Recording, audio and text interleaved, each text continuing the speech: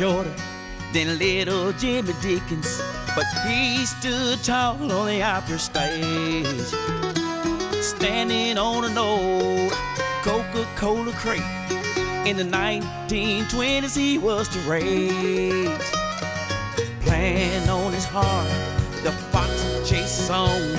Their bark Sunday house feeling red, a lonesome red, a Pan American blues, like a night train pass over rails of steel.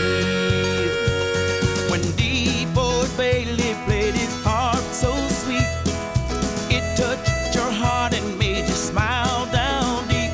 Whoa,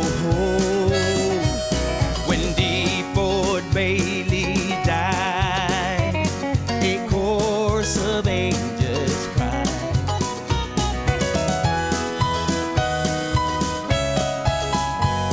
A Tennessee born and a God-given talent, can't be kept down, not long. Friends like Roy Cub and Cousin Minnie Pearl step in front of stage to play a song. A pioneer of the Grand Ole Opry, among Nashville's first to record. Fans start coming to Music City, the CMA gave him their highest award. When Deford Bailey played his harp so sweet, it touched your heart and made you smile down deep. Whoa, when Deford Bailey died, a chorus of angels cried. The Deford Bailey family thanks the long-time effort of Dr. Charles Wolf, Dave Morton, Archie Allen, James Talley, Ed Benson, Tammy Genovese of the Country Music Association, the Grand Ole Opry, and WSM Radio in Nashville, Tennessee. When Deford Bailey played his harp so sweet, it touched your heart and made you smile down deep. When Deford Bailey died, a chorus of angels cried. When Deford Bailey died, a chorus of angels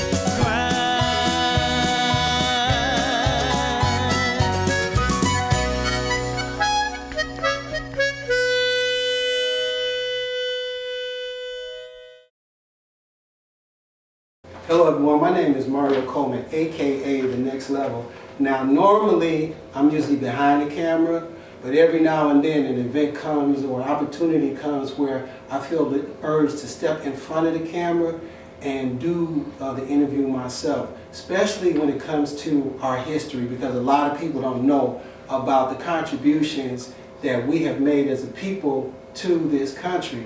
And this is an opportunity for me to actually do that with this brother right here.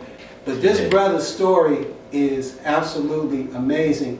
And I just created a word called edutainment. I don't know if because we get ready to educate you and entertain you about the history of the Grand Ole Opry. There's some stuff in here. There's some things that you're about to learn about the Grand Ole Opry you had no idea.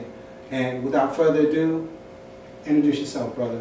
Hello, I'm Carlos Deford Bailey, and I'm the grandson of the legend Deford Bailey, the Grand Ole Opry legend. He was the first that ever performed on the Grand Ole Opry, and actually he's one of the founders of the Grand Ole Opry. And I am the son of Deford Bailey Jr., which is his son. He's the Nashville blues legend right here out of Nashville, Tennessee. And recently we just lost him, but he's still here with us, and that's actually why I'm here today. And his story is such, like I said, such an amazing story. So let's just jump right in with the history of the Grand Ole Opry. Let's take it from the very beginning, the role that your grandfather played in it, and how it all came to pass because of your grandfather. Well, actually, in 1925, he started on the Grand Ole Opry, and he played on the Grand Ole Opry from 1925 to 1941. He was there for 16 years. And George D. Hay, with the radio station and judge down there, he heard Granddaddy play, and he offered him to come to the Grand Ole Opry without even an audition. And that night when they brought Granddaddy to the stage, they said for the last hour you have been listening to the Grand Opry, but for the next hour you're going to be listening to the Grand Ole Opry. And they introduced Deford Bailey, and that name stuck. And he played harmonica. He was the harmonica wizard. He was the first that ever performed on the Grand Ole Opry. And come along, Bill Monroe and Minnie Pearl, and one other guy, Bill Monroe, and as far as I know, Bill Monroe. Mm-hmm. And so anyway, Roy Acuff, I'm sorry. And in 1925, when he performed throughout the South, and he endured a lot during that time. They called it Jim Crow days. Right. And so it's a lot of things that he didn't get to do or wasn't paid as well as the other guys. Mm-hmm. As far as after the shows, Bill Monroe and Roy Acuff, they would have to put him in a suitcase. He only stand like 4'11", and Bill Monroe bought a suitcase big enough, to stick him inside the hotels up to the room.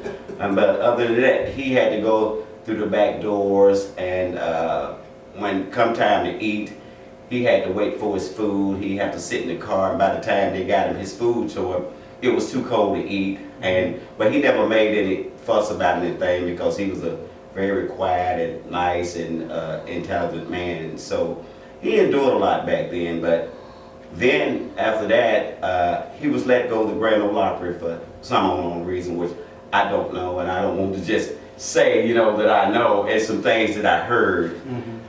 But anyway, he was lost in the country music field for 20 years. And this is what this book here that Mr. Dave Morton wrote about Deford Bailey, and it reads, an early star in country music. And then we have a documentary out who said the legend lost. But now we want to continue that documentary with him being inducted into the Country Music Hall of Fame in 2005 with Glenn Campbell as well as Alabama.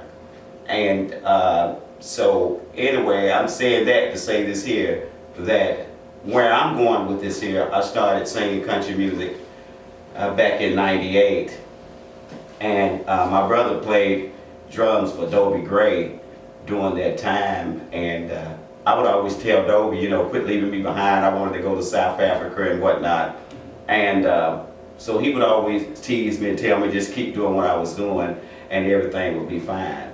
And so one day he called my brother, Deford III, the drummer, and he told me that this country music star wanted me to come and record a song for him and do a rendition of it, as well as like Boys to Men wanted me to get 2 other guys together.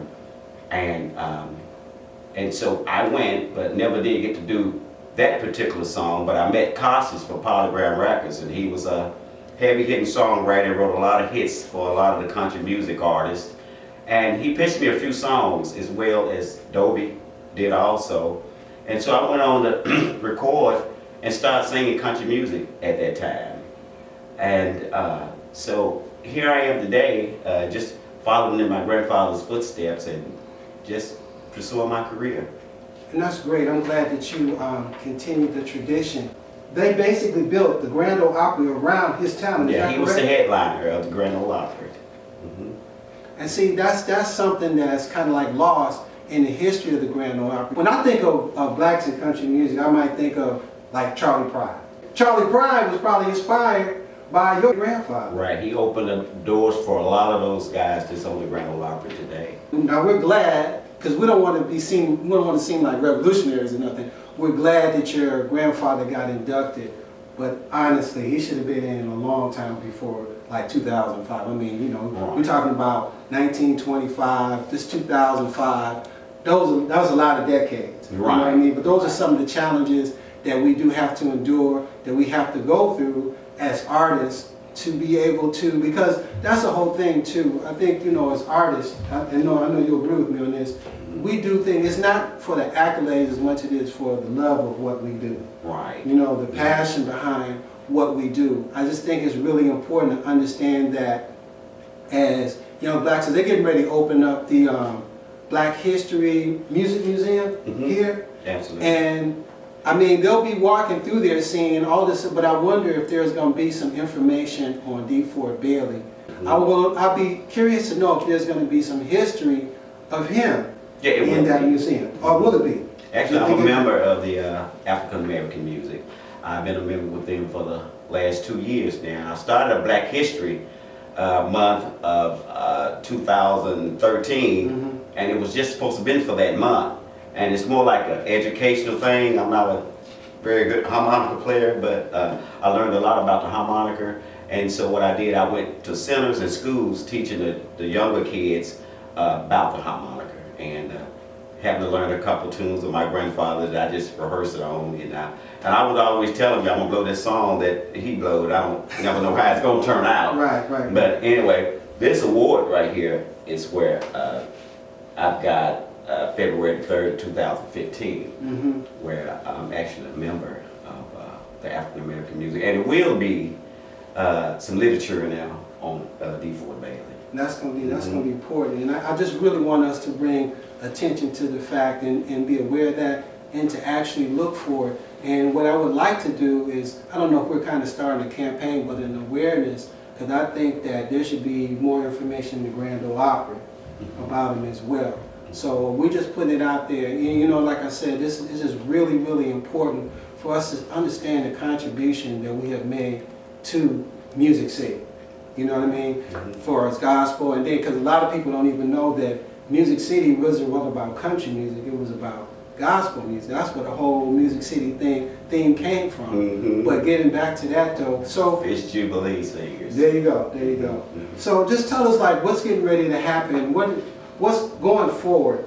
What's going on with Carlos Deford Bailey right now? Well, actually, I'm still pursuing my career. Not as just country music.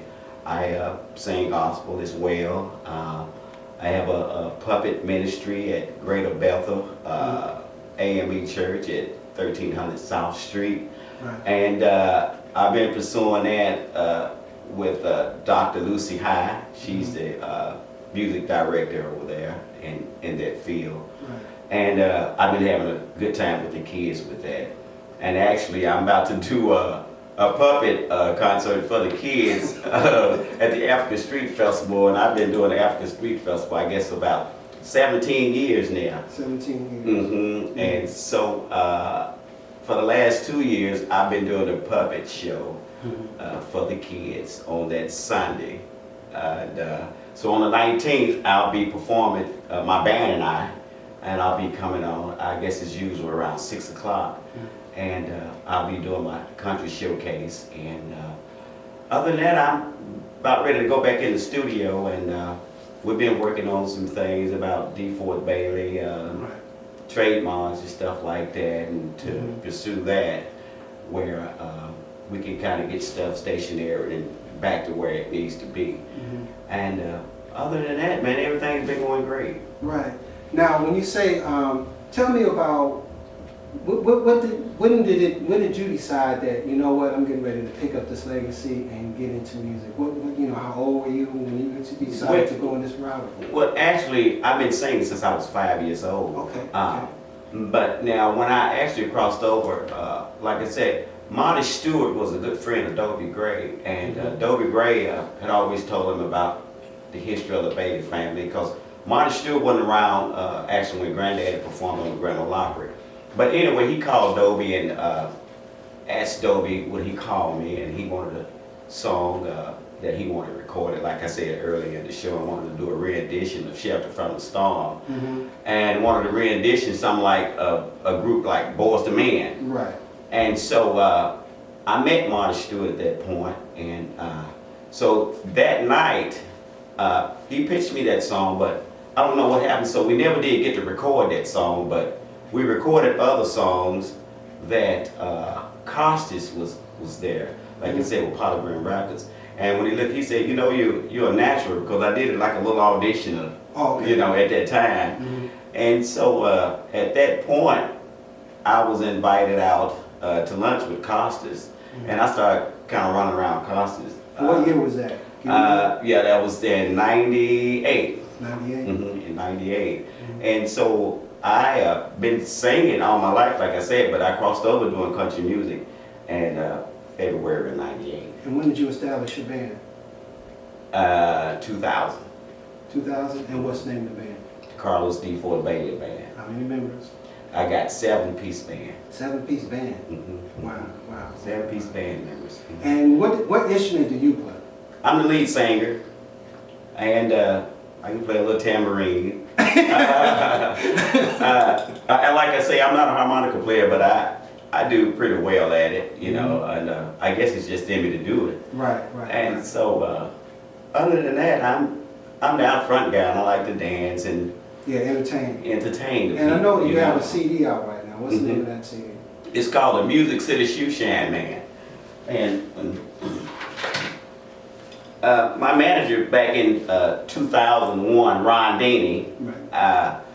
you know, I used to go to car lots, which I still do today, and shine shoes, because I even picked up that trade from my grandfather also, shining shoes, and I have a very successful shoe shine shop here in business here in Nashville. What's the name of it? It's the Music City Shoe Shine Shop, And where's the logo? and it's in Bellmead, 102 Woodmont Boulevard. Hey, we putting it all out there. We putting it all out there. And so anyway, this CD's been out for quite a while, and a lot of good music on this CD. But my manager at that time was Ron Daney, and he was one of the heavier guys on the radio station. He was across seas. I can't remember exactly where he was from at this time. But anyway, I used to shine that guy's shoes at Jim Reed Chevrolet on Broad Street. And so he said he heard about my grandfather and asked me, did I sing anything? And I told him, yeah. And so he said, I'm gonna write you a song called Music City Shoe Shine Man. Okay. And so I was going on Jim Reed shining shoes on Monday. And that next Monday I went, he said, I promised Kelp, I got this song for you. Oh, okay. And we went to the studio and recorded it. And he said, well, when we come up with the CD, we'll just name the CD Music City Shoe Shine Man. Right. And how many songs you got on the CD? It's 10 songs on this CD. And it's also one that he and I wrote about my grandfather. Wrote it with BMI, you know, it's taken with the BMI. Right. It's called The Legend.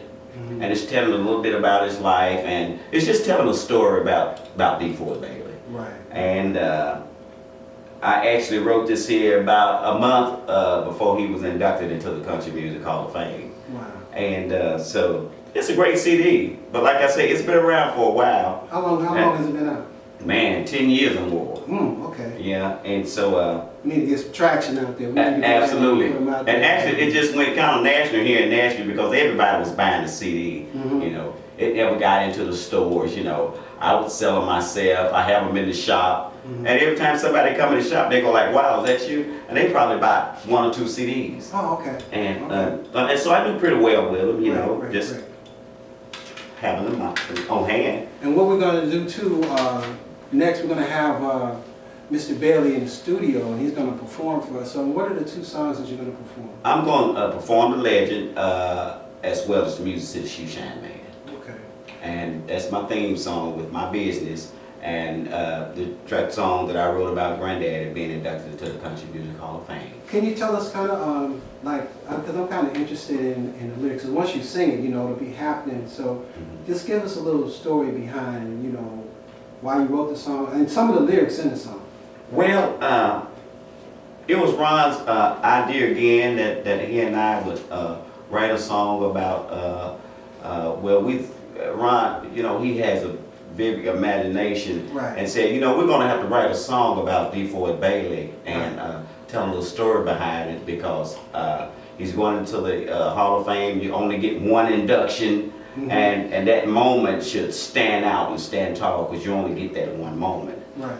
And so it's kind of telling about, you know, when he was on the Grand Ole Opry stage. He stood on the Coca-Cola case. Oh, really? Yeah, so they could reach the mic. Oh, okay. And so, like I say, he only stand for 11. So he stood on the Coca-Cola case, and Jimmy Dickens came along shortly after Granddaddy did.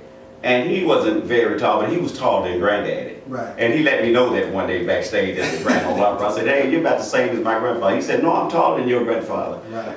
He was a real nice guy, and I love him to death, and I miss him.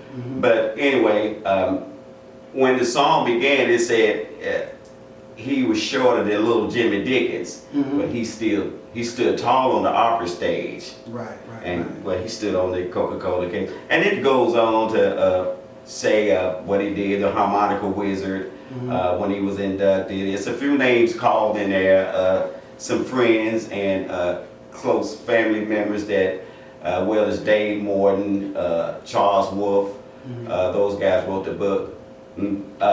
A few name calls in there that, you know, shows who was around him and who kind of wanted to see him being inducted into the Country Music Hall of Fame and so forth. Right. And so it's pretty much based around his life of the country music.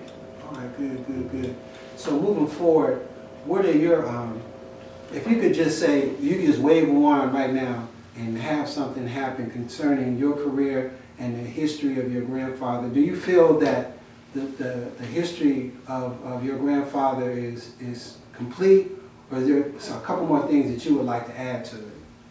Well, it's a couple of things that I would really like to add to it, but I thought after I learned who my grandfather was, because coming up, I didn't really know that he was such a big star on the Grand Ole Opry.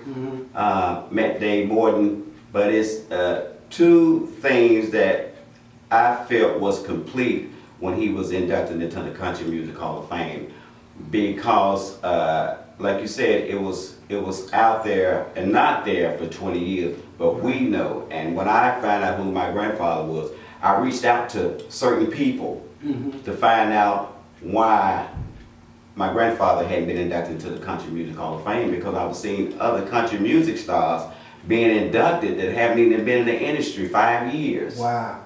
And so that kind of bothered me. And when the book came out and I read the book, and like I said, I met Mr. Charles Wolf and Dave Morton, and they was telling me, you know, that my grandfather was a giant on the Grand Ole Opry, and he was the first that ever performed on the Grand Ole Opry and gave Grand Ole Opry its name. So that kind of bothered me, so I just wanted to look into it, and I didn't want to upset anybody. I just wanted to get out there. So it's certain people that I talked to, and then it came out one day as I was performing at the Wilson County Fair with Melvin Salone and friends with the opera. Right. And that night I performed, it was a guy there, and he was taking pictures, and I was signing autographs and everything. He was telling me about my grandfather backstage. Right. And he said, whether do I not, maybe he do something that I didn't know, because the next morning I walked in the store and I looked down, because I would always go get me a paper with my coffee, and I looked down and I screamed out, "Oh man, that's my grandfather." And people in the store thought I was crazy, like, who is this guy? And I said, "This is my grandfather." And I picked up about 6 papers and brought them. And that was saying he was being inducted to the Country Music Hall of Fame with Glenn Cameron, Alabama. And I have the proof right there on the wall on the red carpet from the induction in 2005. So when you met with some of these people and asked them, well, you know, how come my grandfather isn't in the Music Country Hall of Fame, what did they tell you? Well, some did just want to be, just come out and just tell me. After I learned how much he endured, and like I said again, back in the Jim Crow days, you know, people went through a lot of our race and culture. And but I'm gonna say that to say this: they just try to stay out of the way of certain things, you know. Right. And people then was hitting hard in their careers, and sometimes if you say and do the wrong thing or help certain people, you can hurt yourself by doing that. And so I never looked at it that way. But anyway, I wanted to see it happen, so I just kind of stuck my neck out to see what was going on, and I met some people, and they got behind me and make sure that it had gotten done. So do you feel that that somehow or another the story or the history or the legacy of the Grand Ole Opry would be diminished if they found out that a black artist was basically the backbone of it, and he was, you know, really the catalyst of it? You think that would kind of diminish it because? No, not at all. I think that it probably would open doors for other artists like myself. But I think that then he had more people that loved him, right, as well as he had people that didn't love him. Right, the decision makers. Absolutely. Right. And so to this day, I don't think it would be diminished. I'm in that circle, and that circle will never be unbroken. Right. And it will only grow and like already 90,000 or more. And so I think it will just keep growing. Right. It wouldn't be diminished at all. I mean, because it might be some, you know, some black kids that are saying that, you know, I'd like to get into country music, or, you know, that's pretty much, you know, right, basically white males, white females, or different things like that. But then finding out that it was actually, you know, there was a black man that was like there at the very beginning and was instrumental to the you know, the Grand Ole Opry taking off. These kids who probably figured, well, you know, they couldn't do it, would be inspired, or meeting you, they would be inspired. I've met a lot of kids here lately that was inspired, and he's in the history books in school. Oh, really? Yes, and they, I have a lot of kids come to me, you know, had written during Black History Month, a Black History story on my grandfather. Oh, okay, great. And they do very well at it, and all of them that write some about him during Black History Month seems to get an A. See, that's because it's the truth. And because it's the truth, yeah. And that's what I want to say. We're pretty much running out of time, but see, part of my point is that if we realize what kind of contributions we've made to the history of America, or our story of America, then we're inspired. I mean, you know, these kids might not even wrote an essay, but once they found out that, okay, there's a black artist, there's somebody like me that's a part of this genre of music that's so popular. It's like one of the world's most popular genres of music.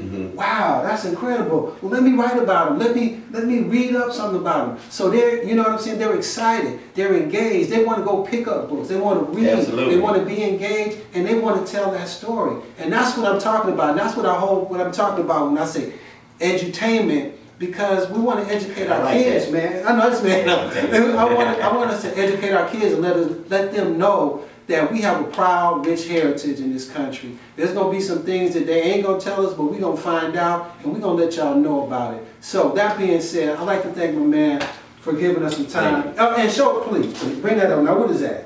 This is the 2005 medallion that was issued to my father and both his sisters. This is the medallion. This is one of the highest points that you get when you join the Grand Ole Opry, and it's stick forever in that circle. And I love those guys for that. And like I said, I think all ends has been, you know, you asked me about 2 loose ends if I had one. I would like for all the kids and anybody that has this type of talent, it don't matter who you are, black or white, you know, Hispanic, green or yellow. Right. I mean, if you want to do this, you can do this, and you can end up with a medallion around your neck as well. That's what I'm talking about. And it's not just with country music, basketball, baseball. Whatever. I mean, just anything you love, if you go do it, and you will succeed. All right. And I'm Mario Coleman, a.k.a. The Next Level, and this has been Floetic Infusions. Thank you for watching. Peace.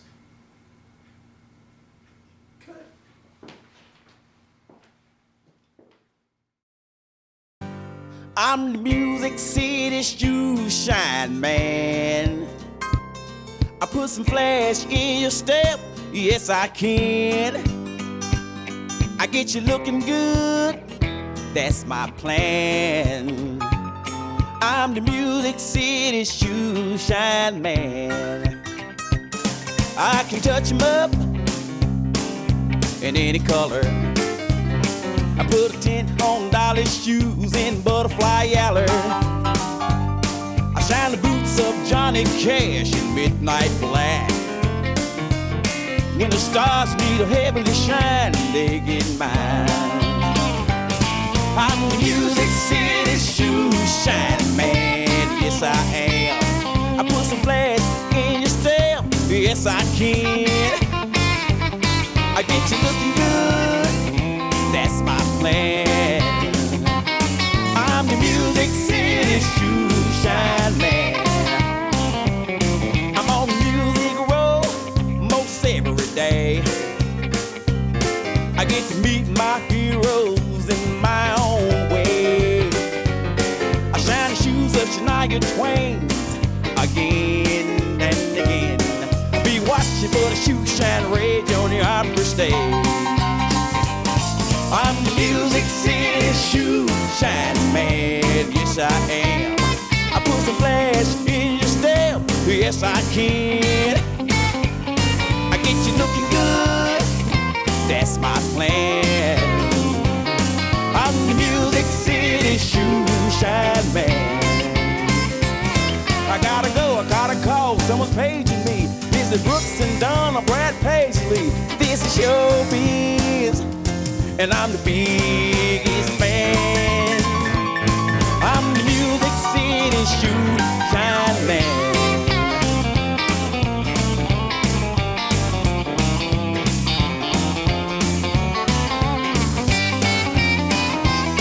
I'm the Music City shoe shine man, yes I am. I put some flash in your step, yes I can. I'll get you looking good, that's my plan. I'm the Music City shoe shine man. I'm the Music City